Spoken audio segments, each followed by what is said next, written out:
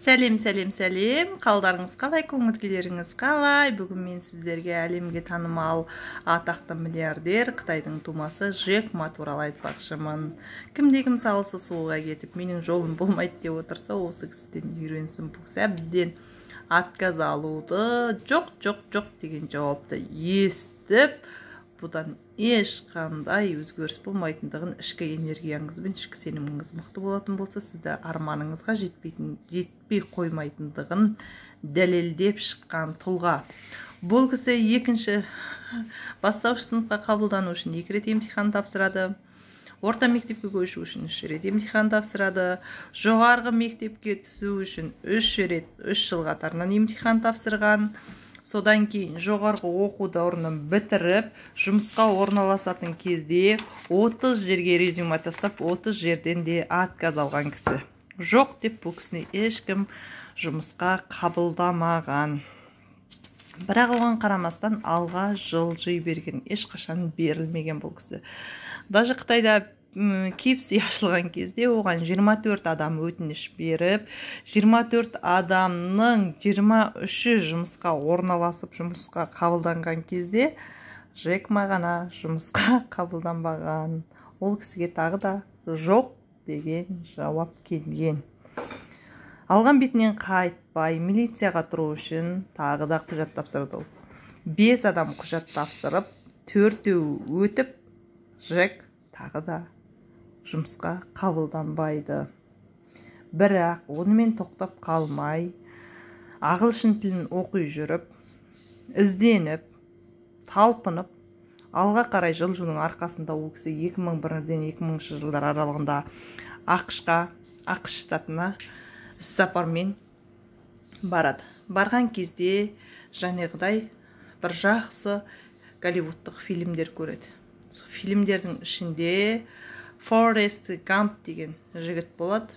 Ол өте берілмейтін, өзіне өзісіне сенімді, айтқанынан қайтпайтын, алға жылжи беретін кейіпкер болады. Осы кейіпкерден ол кісі көптеген нәрсе үйренген. Оны тіпті кейбір адамдар жынды деп те ойлаған. Сол сапардан кейін ол Қытайға келіп, осындай идея пайда болған Alibaba компаниясын құру туралы. Бірақ ол кісінің ол идеясына көптеген адамдар сенбеген. Тіпті жанындағы командасының өзі кейбір сәттерде күмәнданған сәттер болған. Оған тіпті басқа да идеялар ұсынып, мынау жақсы екен, мынандай қып жасайық, осылай істейік дегендер болған. Бірақ ол өз идеясынан бас тартпаған. Қаншама қателіктер болған, тіпті адам сенгісіз қателіктер болған, сонда да ол қателіктерден сабақ ала жүріп, алға жылжи берген. Соның арқасында 17 адамнан құрылған компания қазір 19 жылдың ішінде әлемдегі өте алпауыт, мықты табыс кіргізіп отырған компания. Айды аспаннан шығарды деп айтуға болады. Қытайдың сайттары бір кездер жазған Джек Ма жынды деп, газет журналдарында. Бірақ ол өзгелердің пікірі болған. Ол кісі тек өз ойына сенген. Өз ойыңыздан қашпасаңыз, өз идеяңызға берік болсаңыз, ойлағаныңыздың дұрыс екендігіне сенетін болсаңыз, тура сол жолда қажымай біртіндеп жұмыс жасай беретін болсаңыз, сіз міндетті түрде жетістікке жетесіз. Тіпті айтпақшы, ол кісі 10 жыл бойы Гарвард университетіне құжат тапсырғаны да бар. Оны қабылданбаған.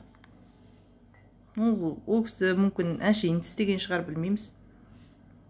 Отказ алу деген бір керемет нәрсе дейді. Бірақ одан жаман зат бар, сынып қалған жерде тұрып қалу, сынбау керек. Сындың ба, біттің. Сондықтан жығылдың ба, қателестің ба, отказ болды ма, өзгелер сенбеді ма, орнынан тұр да алдыға жылжы дейді. 25 жасқа дейін жалпы жас кездерінде қателесуден адам қорықпау керек дейді. Қателіктерден сабақ алып, қаншама тәжірибе жинасаң, сен 30-40 жасыңда өз ісіңнің өте мықты, білгір, шебер маманына айналасың дейді.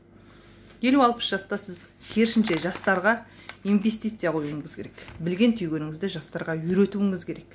Сіз сол кезде жастардың сізден қарағанда мықты жұмыс жасайтындығына, олардың алғыр екендігіне, әлдеқайда көптеген жетістікке тезірек жету керектігіне көзіңіз жетеді. Сондықтан сеніңіз. Ешқашан берілмеңіз. Артқа қайтпаңыз. Ол кісінің командасындағы 17 адамды қазірге дейін көптеген адамдар ойлайды, Қытайдың ең мықты, ойшыл, ақылды адамдар деп. Жоқ.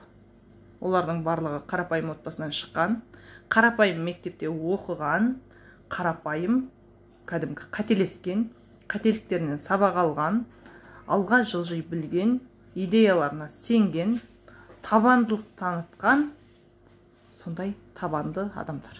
Жай ғана сізбен біз сияқылды. Бірақ олардың айырмашылығы берілмейді. Өз ісінен ләззат ала жүріп, табандылықпен алға жылжыған адамдар.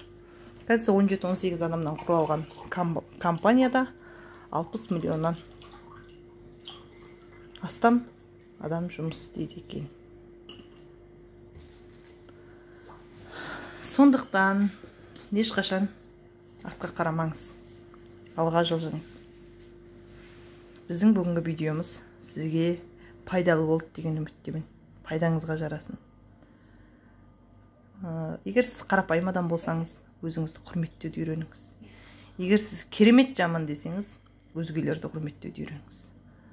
Өзіңізді құрметтеуді, өзгені құрметтеуді үйренген кезде сізден ғажайыптылыққа шығады.